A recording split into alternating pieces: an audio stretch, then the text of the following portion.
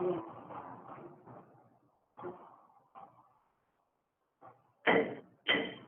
going to call this meeting to order for August 6th, 2020, and it is 5:30. If you'll all join me with the Pledge of Allegiance. I pledge allegiance to the flag of the United States of America and to the republic for which it stands, one nation, under God, indivisible, with liberty and justice for all. Thank you.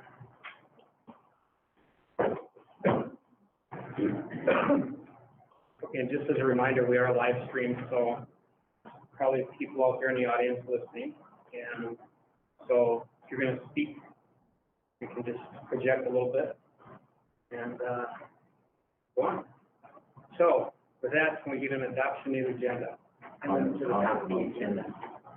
I'll make a motion to adopt the agenda for August 6th, 2020 as submitted. All in favor? Aye. Opposed? That motion carries. All right, so we have our presentation by our IT Director, Jeremy Corliss.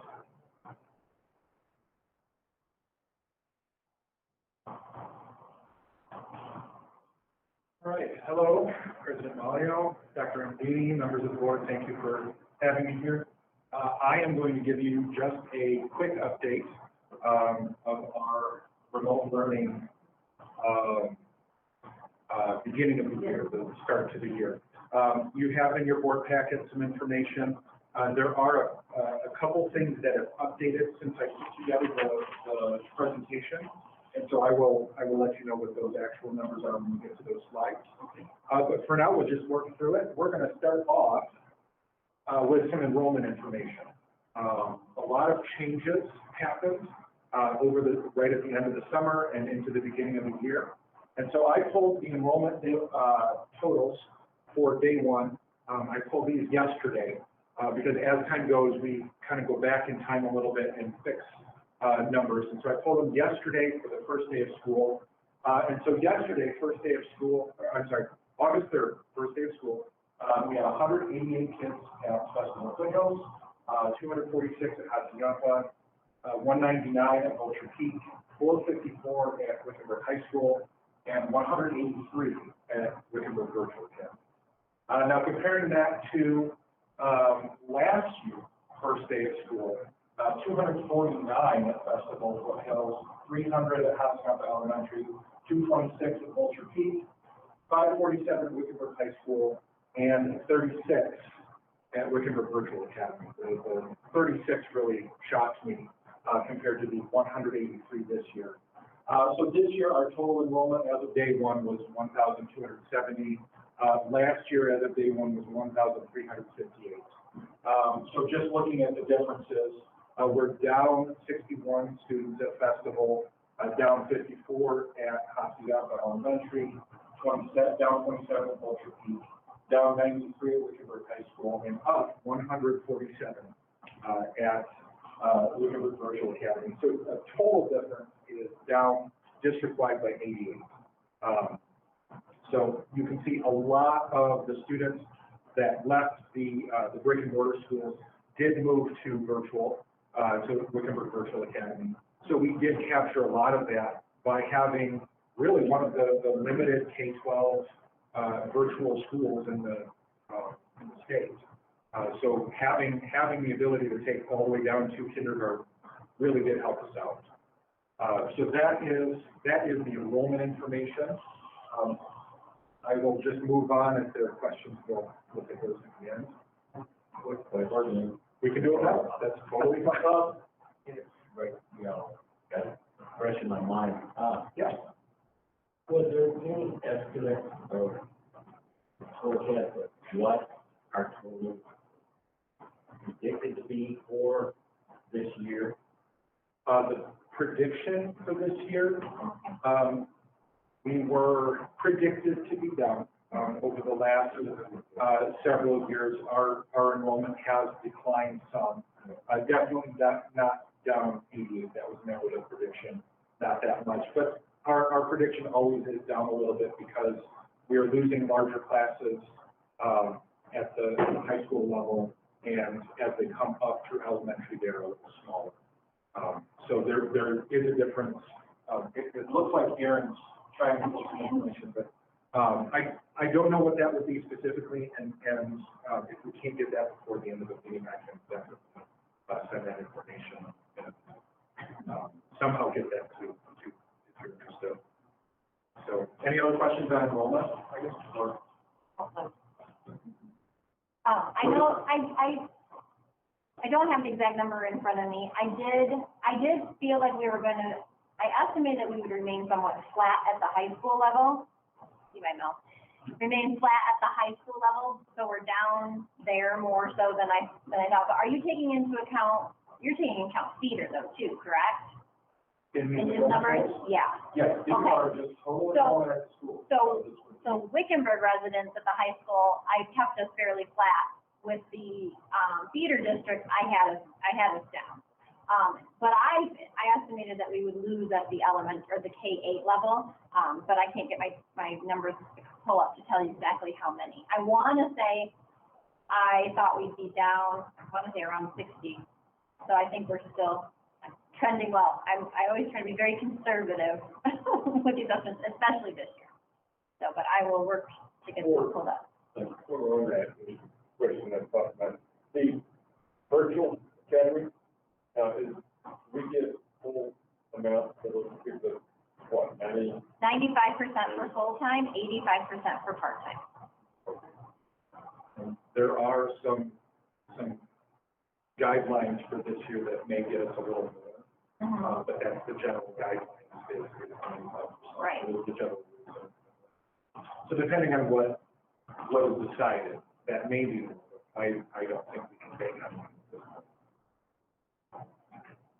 Do we have any idea what grades make up that? I know we have K through 12, but do we know, like, are older kids the majority of it? Or Yes, it is definitely a majority older kids. And by older kids, I mean 6-8. K-5, I believe our number as of today was 47, something like that, which was really good. A couple of weeks ago, we were kind of struggling to know, are we going to meet our cutoff to make our online system worth it to pay for our own teacher was 17 or 18 kids. And a couple of weeks ago, we were wondering if we were going to meet that. And I mean, obviously, we passed way beyond that. So definitely more at the upper levels, and the higher you go in grade level, the more kids there are. Just because they started off with 4 kids at that age level. In a normal year, you have more juniors and seniors than any other grade level at Wickenburg. So just starting off there is definitely going to affect the numbers going forward too. Thank you. So I did find, my numbers are a little bit different because what I'm looking at is ADM, what he's looking at is students, but at that K-8 level, it's pretty comparable. It's when you get to the high school that it gets wonky with the algorithms and things, but, so I'm down, about 55 at the K-8 level. So. Nice. Anything else? Then we'll move on to Chromebook distribution. Chromebook distribution was very different this year than it was last year. Last year we handed out a total of approximately 400 Chromebooks. This year, putting everything together, we passed out, actually I'm going to explain this first. So when I say Chromebooks distributed by site here, these are not Festival Foothill students or Hacienda Elementary students that got those. We allow parents to come to one site and pick up for any of their kids. So if you had someone with kids in Hacienda, Vulture Peak, and high school, we didn't want them stopping in 3 schools to pick up Chromebooks. So when I say distributed, I mean they picked up at that site. It's not necessarily those going to festival students, if that makes sense. So at Festival Foothill, we distributed 133 devices. Hacienda Elementary 197, Vulture Peak 35, Wickenburg High School 174, and Wickenburg Virtual 28. And then here, other distribution, reassigned Chromebooks from last year. So we had Chromebooks that are still out from last year, but because we knew we were going online again, we were distributing Chromebooks. Our focus shifted from pulling those back to reassigning them for the current year. So 39 were reassigned from last year. They just kept them over the summer and they're continuing to work on them. And then 25 Chromebooks assigned out to staff. So this year, grand total of Chromebooks, 631 Chromebooks distributed. Right now on order, we have another 30. But as you can imagine, with every school in every country in the world trying to buy Chromebooks, it's very difficult to get them. So we ordered them the middle of July, and we haven't gotten even a shipping confirmation yet. We probably won't get them until sometime in September.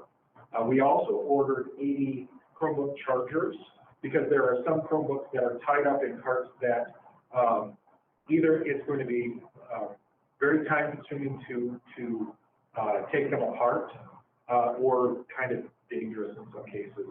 Some teachers did some really creative things, not having funds for carts.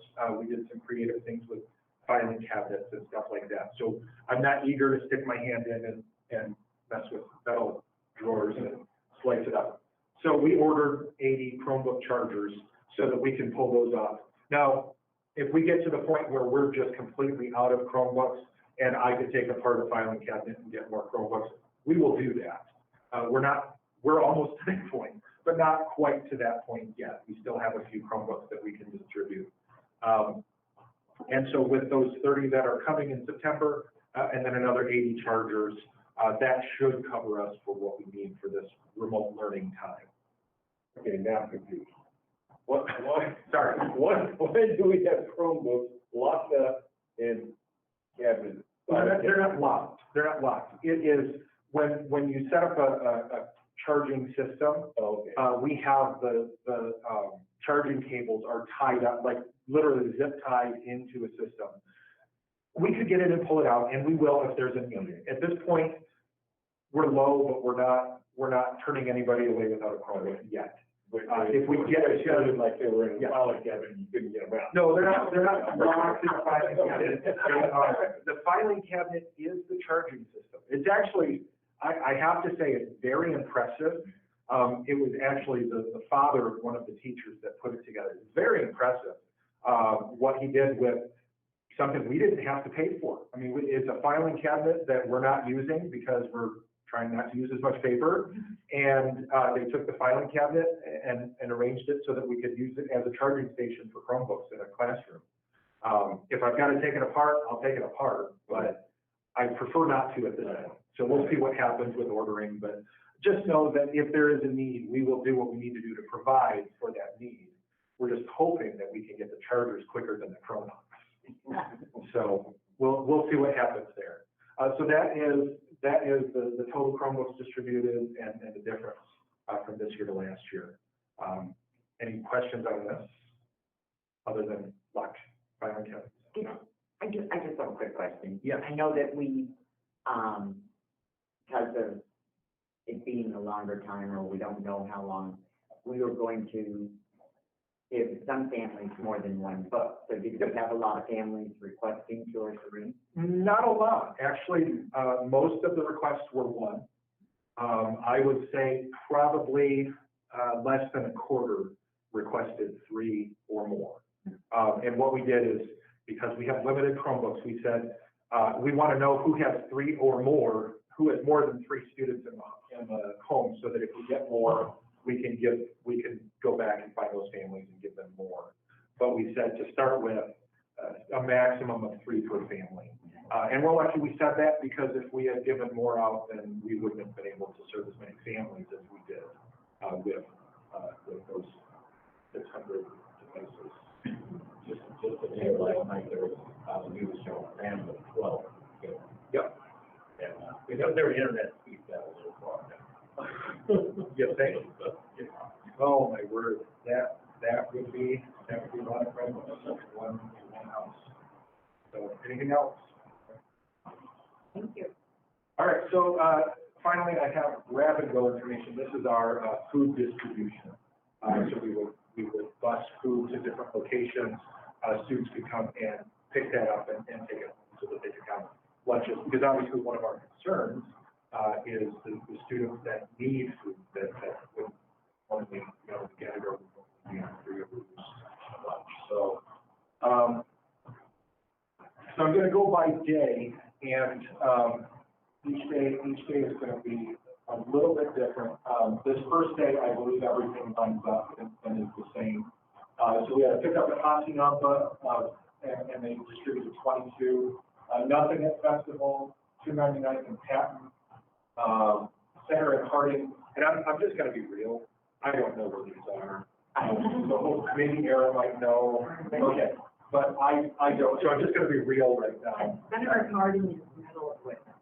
Okay, so we distributed two lunches there, 4 at Stonehenge, 6 at GLADB, nothing at Coffinger, 6 at O'Reilly's, and 1 at Woody's and Aquila, total of 41 today. No adjustments to those numbers for today. Did you want? It's Monday. That was Monday. Monday. I apologize. Monday, the 3rd. It's not like I have the date on the slide or anything. So on the 4th, which would have been Tuesday, we had 28 distributed at Hacienda, 14 at Festival, once again, nothing at Tonight, Patton, 2 at Center, Harding, 6 at Stonehenge, 16 at GLADB, nothing at Coffinger, 6 at O'Reilly's, and then 18 at Woody's, for a total of 90. And once again, no changes on this one. That was Tuesday the 4th. All right, Wednesday the 5th, yesterday, 36 at Hacienda, 17 at Festival, 6 at 299 in Patton, 0 at Center and Harding, 32 at Stonehenge, 0 at GLADB, 0 at Coffinger, 6 at O'Reilly, and 30 at Woody's and Aquila, for a total of 127. No change there. And then for today, which is what I didn't have for yesterday for the board packet. So for today, we had 8 at Hacienda, 24 at Festival, 12 at 299 in Patton, nothing at Center and Harding, 32 at Stonehenge, 16 at GLADB, nothing at Coffinger, 6 at O'Reilly's, 8 at Woody's and Aquila, and then 22 at Walter Park in Aquila, for a grand total of 128 today. So that is how that's broken down. If we need more information, Aaron has more information. I do have some info on the totals at each location and some daily averages if you're interested. But if you have any more specific questions about what goes on, Aaron will probably answer them. Well, I can fill in a little bit too. One change too was, I think there was a little bit of a change on the spreadsheet compared to what you had. It looks like we did actually, I questioned on the 5th at GLADB whether we had any servings or not, and we did. We had 16 yesterday at GLADB, so that's been updated. And then 16 again today. That's okay, but the totals are still the same. So, we've grown each day as word gets out and kids get their schedules and things. I've been communicating with the schools quite a bit to have them communicate with the teachers to try to get the word out. So we did serve 386 meals in this past 4 days, so which is great because that first day was a little concerning with only 41. It was like, oh dear. So we are growing. Next week we will be adding a stop in Congress, a stop at the high school, and then we also have an additional kind of on the way out to 299 in Patton. There's a family that has 5 kids that will be serving as well. So I do expect it to continue to grow, especially as we get the word out there and market it, and people get more and more used to it. So, and I have a question about that. So I read in, I think it was an update from Hacienda that families have to refill out the paperwork, is that right? Like they would every year? Yep. Okay. Free or reduced applications have to be completed every single year. So in the spring, it was free lunch for anybody. Correct. Now it's based on free or reduced lunch status. Or pay, right. So we've tried to get the word out there quite a bit in our flyers and on our website and everything that You need to redo your free and reduced application. You're always stay at the same status that you were the prior year for the first 30 days of the new school year. But within those 30 days, you need to complete a new application. If you are not free and reduced, then you need to go to Titan's website, which is all right on our website, and put money on your student's account, because we are charging right now. Now, they are trying to get some laws changed in order to provide free and reduced again for this next school year, but that's in the works, and no word on that yet. So at this point in time, we have to operate under the National School Lunch Program and not the summer free feeding. Quick question, you said next week we're going to have some other, like, redistribution, like, Yep, so like outside our district. we have high school kids. Okay, so it will be just high school? That's all we can serve. They have to be a Wickenburg Unified School District registered student. We cannot serve kids outside of our district. The feeder district, right. So we go to Aquila, we go to Whitman, we're going to Congress. Yep. You said something a minute ago about the premium dues, trying, something about the law or whatever, change trying to be made. I didn't pick up exactly what you. There's a push right now to get the USDA to basically run the summer feeding program for this school year, so that all be free. Correct, but they're working towards that, but we're not there now, and so currently we need to operate under the National School Lunch Program rules. When you were giving your definitions in, Agila, you added a park. So was that Yes. a new drop-off place? That was one that we hadn't had any delivery, any distribution, didn't even have any numbers for that park in the first 3 days. So I think today was the first day that they actually. Right, and that's why, nothing Monday through Wednesday, and then all of a sudden Thursday, we serve 22 meals there. Right. So it's gonna take some time to get some momentum. Is it a normal spot that they're going to stop, or if people just all of a sudden showed up, or do they request a stop? In other words, to have a spot added to the stop, this is stop. Well, where we based it on first was somewhat based on what we did in the spring. Now, we didn't go out to Agila and Congress in the spring because those two schools could serve the entire community, whether they attended their school or not. So how I got to the Agila couple of stops was working with our transportation department and knowing the area and knowing where our kids were out there, and also trying to find two places that kids could go that would be safe and they wouldn't have to cross the highway to get to. Congress, we didn't have it first. We're going to add next week. I got a phone call saying, hey, we've got, several kids out here that attend your high school that, would appreciate stop out here. So that's how we added that one. Thanks, Jeremy. Appreciate it.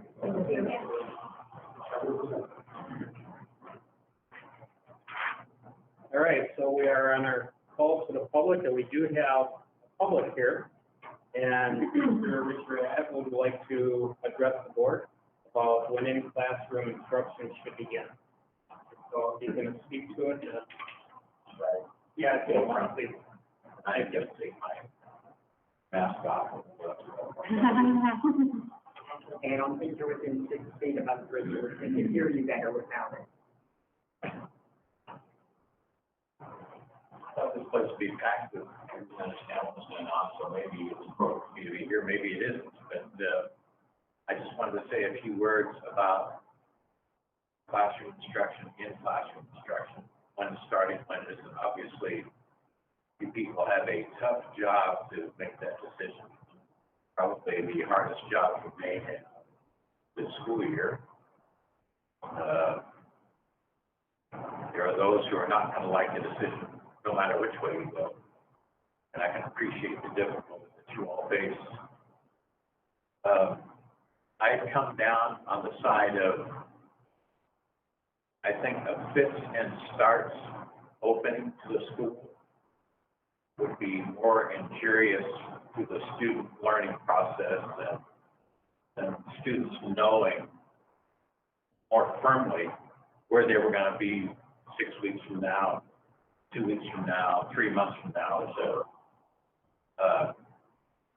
I think experience with COVID has taught us for the last 6 months, starting anything up too soon is a mistake, because most assuredly, if things are started too quickly, schools, business openings, all sorts of things where you have lots of people coming together. The experience has been 6 weeks, 5 weeks, 2 months, it has to be shut back down and started over. Backed off and wait till infection rates are less everywhere. So it seems to me it would be better for the students, and I understand that in-school instruction really is much better than online or remote learning. My wife works for the school district, and she's much more effective in what she does when she can see students face to face.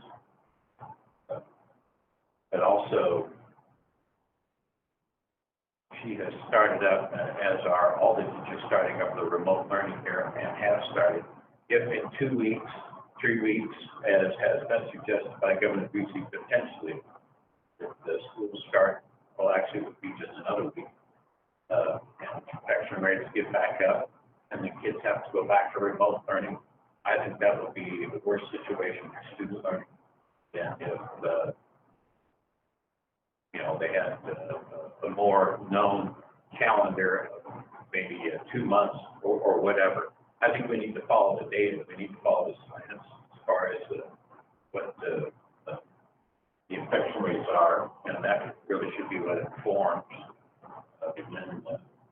when kids get back in school. And I know that creates a ton of difficulties for parents at home.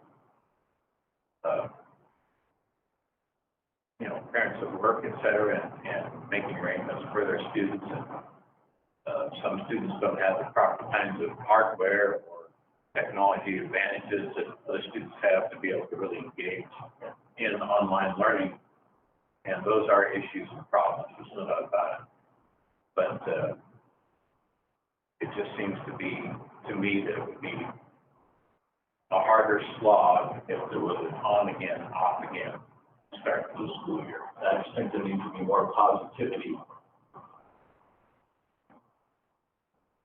following the data and knowing from the data when it really is safer to go back to school, and the school can be continued for up to the foreseeable future in-class instruction school.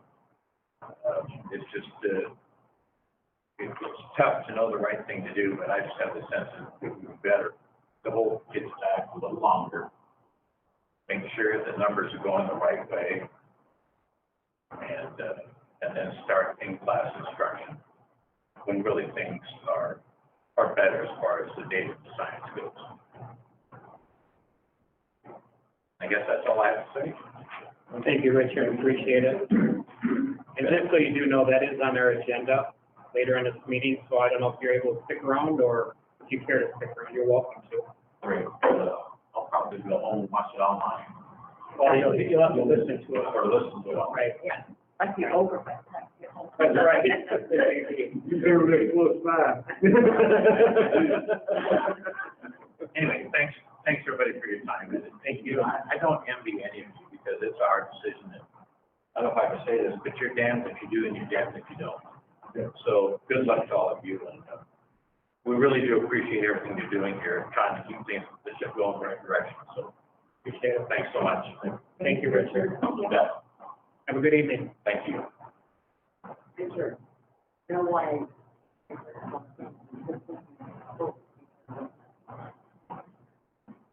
It's gone. 6 months ago. That's it, I guess, yeah. Wow, okay. All right, yeah. So we're on item number 4, consent agenda. Before we take action, does any board member need anything pulled from that consent agenda? Hearing none, entertain a motion on that. I'll make a motion to approve the consent agenda items for August 6th. 2020 as submitted. A second. All in favor? Aye. Opposed? That motion carries. Takes us into item number 5, which is an action item, and this is the request approval for Wickenburg Unified School District to return to in-person learning. And I will turn it over to Dr. Remedy. Mr. President, members of the board, thank you for considering the recommendation for return to in-person learning for students of Wickenburg Unified School District.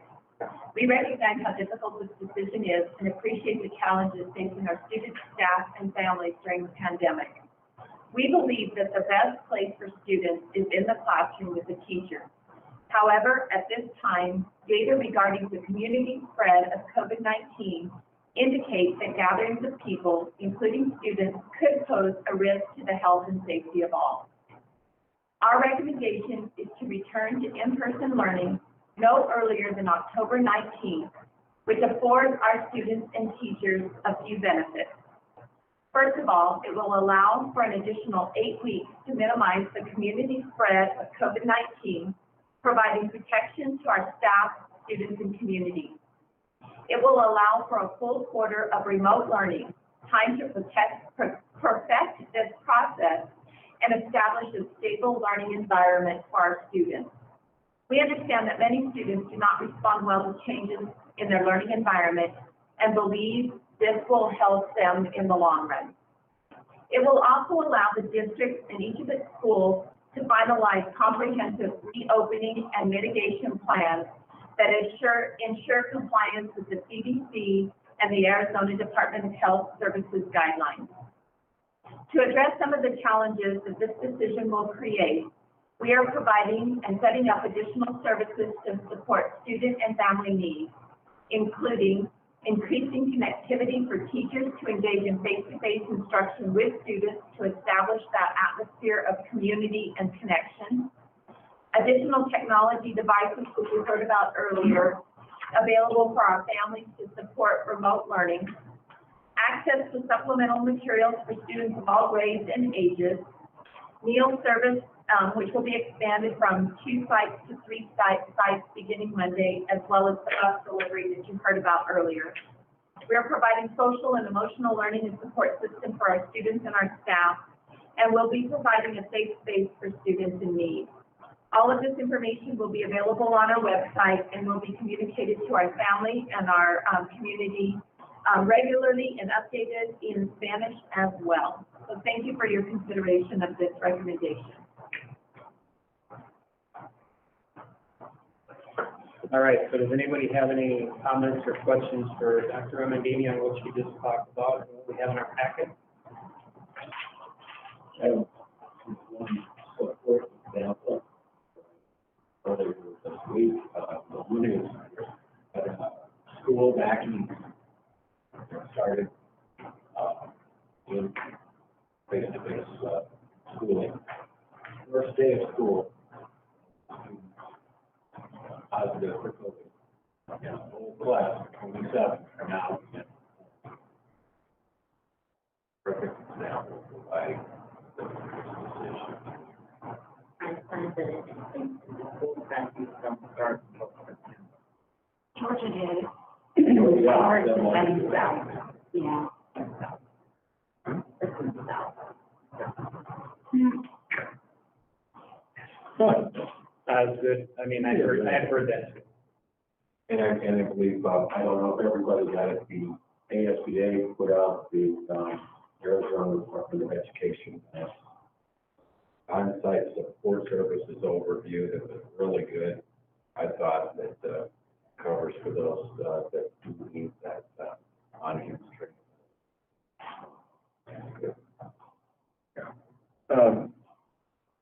I had a question that, things, I guess, kind of. Will they be doing the assessments like Galileo and that type of thing during the remote learning? Yes. So, in a nutshell, most of the assessments that are required have not been waived. And we are required during remote learning to begin benchmark assessments, and don't quote me on the date, but I believe it's within 30 days of the start of school. So we've already have a plan in place, working on how we will assess where our students are, what gaps we need to fill. There's still some, including assessments of our English learners that we must do as well. The requirement to participate in the AZ Merit has not been waived, neither have the requirements for our students move on when reading. Those assessments may look different as we get closer to them, but we will absolutely be doing benchmark and final assessment. No, the benchmarks from when we get one stuff, yeah. Yep. Okay, I'm just curious about that. So that was going to happen. Are we doing some testing to see where these kids are at from missing school since last March? Yeah, and we do that at the beginning of every year. And again, that's what's required as part of our reopening plan, is to engage in benchmark. If we're doing remote learning, we must engage in benchmark assessment. And we already have Galileo, and we have some additional resources for our students, so we get a common assessment for everybody. Haven't done this first 4 days of school, but we'll begin to do that. Yeah. No, okay. As far as like support goes for those families that are struggling with either poor internet access or the sped services and whatnot, when will those on-site students be able to start? Okay. So we will provide some very fine-tuned details, obviously at the next board meeting, but in general, right now, we are doing a soft rollout of the Safe Space. Beginning next week, our counselors have been working this week and contacting every single one of our families that do not have internet access, and we'll begin with those students into the Safe Space. And then we will roll forward. We already do have some students who are receiving specialized services through an IEP that have been on campus already, trying to get them. And then we'll continue to roll out to identify the students who are in need, and as well as a manner in which families who might feel they qualify for that space, because obviously we're not reopening, so it's not everybody, but we do want to make sure the needs are met. So families will have a way within the next week to request the services if they feel they qualify under the conditions that are there. So doing a soft rollout next week, and we'll have some more information. Most of our families have already been contacted yesterday and today by our counselors, and we'll continue to work on that. Looks like that ADE overview, course support services, did have that, provide that on-site services. Yeah, the 17th, we must have it. We wanted to do a soft rollout, I'll be honest with you, and our issue in Wickenburg at all of our sites is we're blessed with beautiful facilities, and we actually have space. We don't have staff.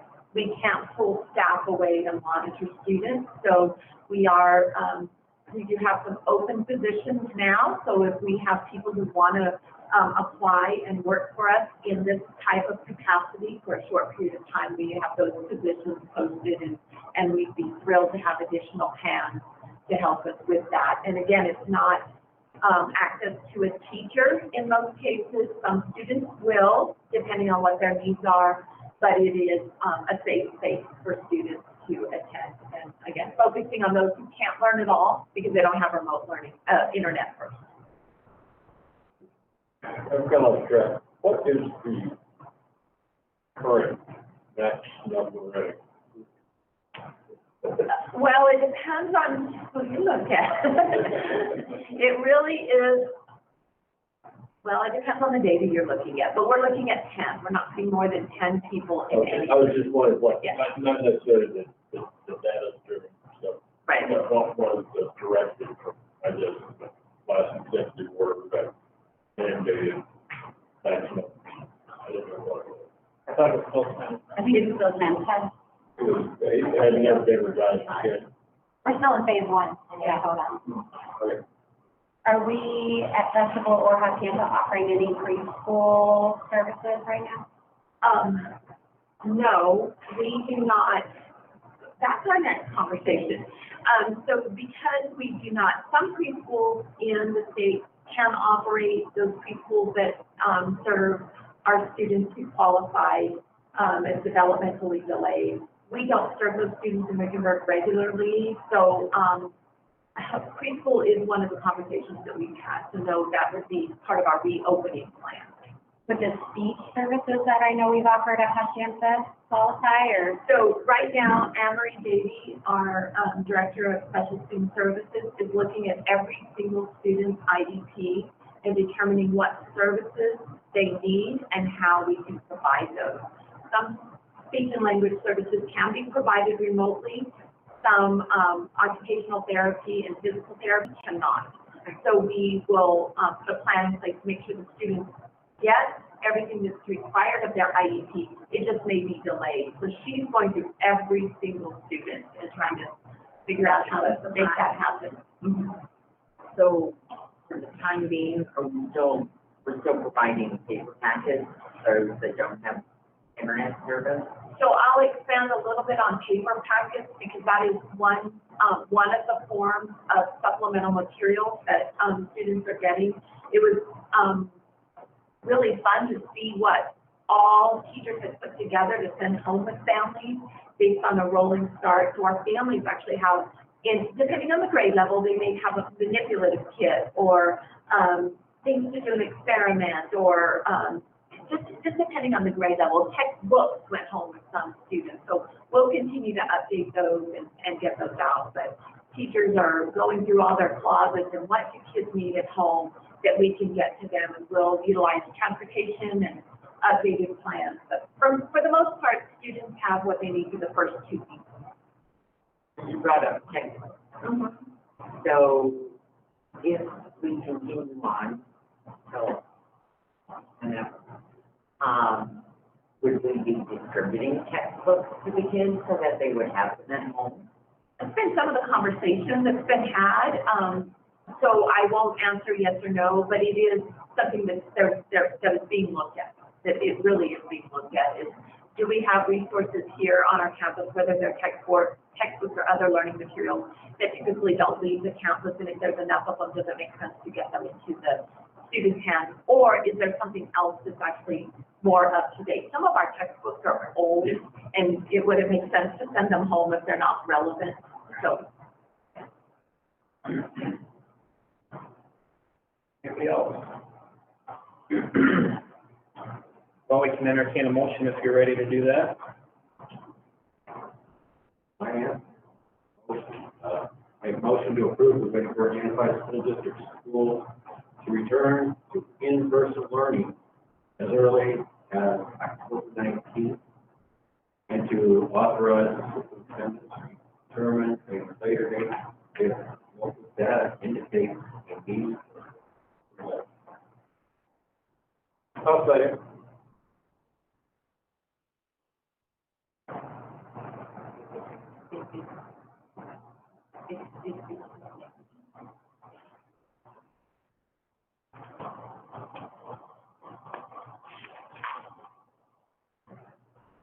Okay, all in favor? Aye. Opposed? That motion carries.